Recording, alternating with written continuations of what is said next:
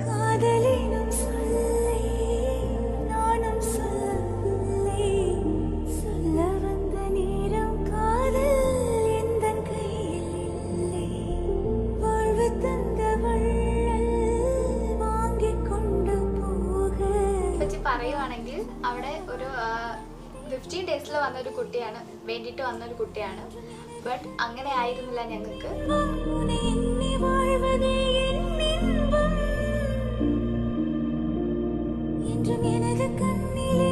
ഭയങ്കര ഹാപ്പി സോളാണ്, ഭയങ്കര ചില്ലായിട്ടൊരു കുട്ടിയാണ്.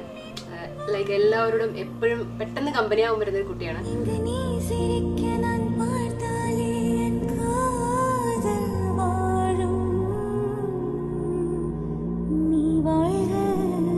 Wish you a happy married life.